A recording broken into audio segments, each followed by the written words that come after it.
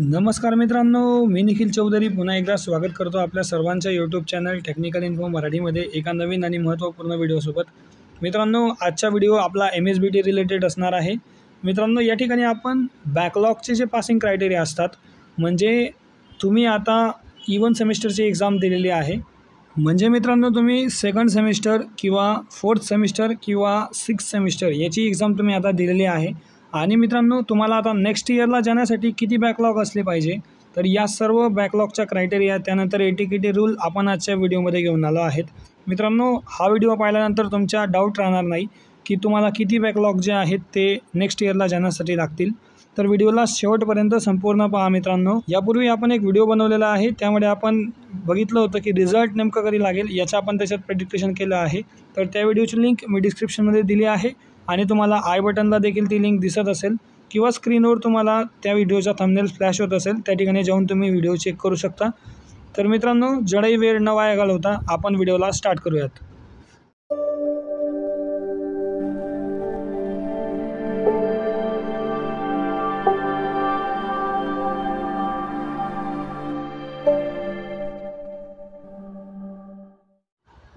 तर मित्रांनो, या ठिकाणी सर्वात प्रथम मी तुम्हाला संपूर्ण क्रायटेरिया जो आहे MSBTचा तो तुम्हाला समजावणार आहे आणि त्यानंतर आपण बघणार आहोत की मी ही इन्फॉर्मेशन कुठून काढली आहे. तर लाईव्ह मी तुम्हाला प्रूफसुद्धा दाखवणार आहे. या ठिकाणी तुम्ही बघू शकता मित्रांनो, जर का तुम्हाला फर्स्ट इयरपासून तर सेकंड इयरमध्ये जायचे असेल तर मित्रांनो तुम्हाला मॅक्झिमम जी ATKT आहे, मॅक्झिमम म्हणतो आहे मित्रांनो मी, मॅक्झिमम ATKT तुम्हाला 4 सब्जेक्टपर्यंत तुम्ही जर का फर्स्ट इयरला बॅकलॉग असणार तर तुम्ही सेकंड इयरला ॲडमिशन घेऊ शकतात. म्हणजे तुमचे 4, 3, 2, 1 यापैकी जर का तुमचे विषय बॅक असतील तर तुम्ही सेकंड इयरला इलिजिबल असतात मित्रांनो. समजा तुमचे जर का 4च्या व्यतिरिक्त जास्त असतील, म्हणजे 5 किंवा 6 विषय तुमचे बॅक असतील तर तुम्ही सेकंड इयरला जाण्यासाठी इलिजिबल होत नाही मित्रांनो. तर या गोष्टीची तुम्ही लक्षात ठेवायचे आहे. फर्स्ट इयरचा क्रायटेरिया आपला झाला असेल मित्रांनो, समजला असेल तुम्हाला की 4 सब्जेक्ट जे आहेत ते मॅक्झिमम तुमचे सेकंड इयरला जाण्यासाठी पाहिजे असतात.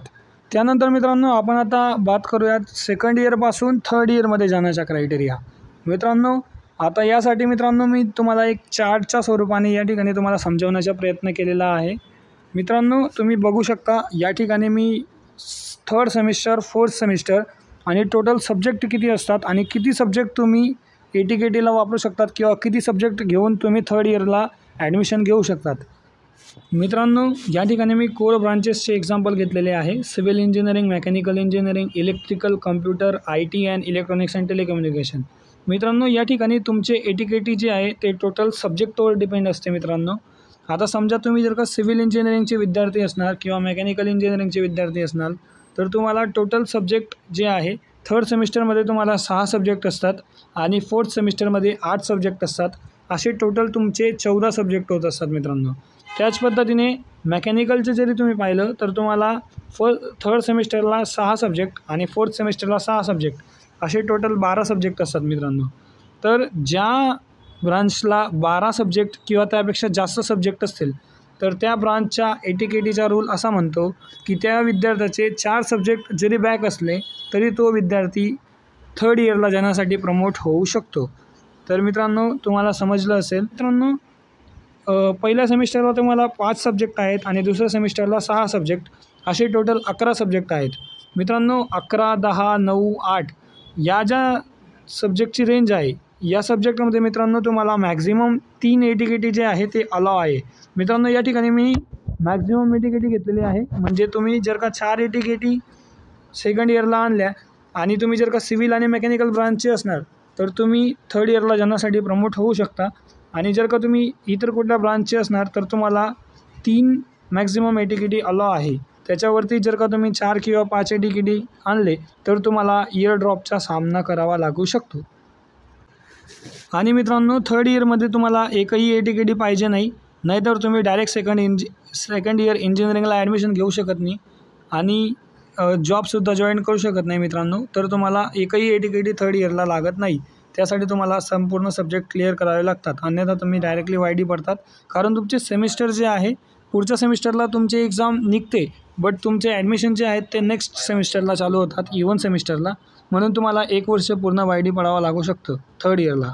तर आता आपण बघूयात मित्रांनो, की MSBTचा क्रायटेरिया आपण कुठून घेतला आहे. तर मित्रांनो तुम्ही या ठिकाणी बघू शकता ॲज पर रूल तुम्हाला जर का थर्ड इयरला जायचं असेल तर तुम्हाला फर्स्ट इयर ऑल क्लिअर पाहिजे आणि सेकंड इयरला तुम्ही ATKT चालू शकते. त्याच पद्धतीने तुम्हाला जर का इंजिनिअरिंगला सुद्धा हे इलिजिबल असतं. तुम्हाला जर का फोर्थ इयरला जायचं असेल तर तुम्ही फर्स्ट इयर आणि सेकंड इयर जे आहे ते पास पाहिजे आणि थर्ड इयरला तुम्हाला ATKT चालू शकते.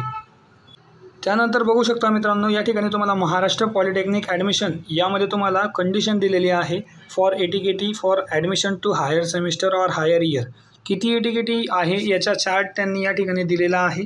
या चार्टनुसारच मित्रांनो आपण जे आहे ATKTचा फॉर्म्युला जे आहे तो तुम्हाला सांगितलेला आहे. सोबतच मित्रांनो तुम्ही फक्त एंड सेमिस्टर एक्झामिनेशनचे सब्जेक्ट जे आहेत ते ग्राह्य धरायचे आहेत आणि त्या सब्जेक्टची टोटल तुम्ही करायची आहे. ती टोटल जर का तुमची 12पेक्षा वर येत असेल तर तुम्ही 4 ATKTसुद्धा अलाव आहे आणि जर का 12पेक्षा खाली येत असेल तर तुम्हाला 3 ATKTपर्यंत मॅक्झिमम अलाव आहे. तर आय होप मित्रांनो तुम्हाला सर्व प्रकारच्या ATKTचा फॉर्म्युला किंवा ATKTमध्ये की आपण किती बॅकलॉग पुढच्या सेमिस्टरला नेक्स्ट इयरसाठी आपण प्रमोशनसाठी एलिजिबल आहेत यावर तुम्हाला सर्व व्हिडिओ एक्सप्लेनेशन कळालं असेल.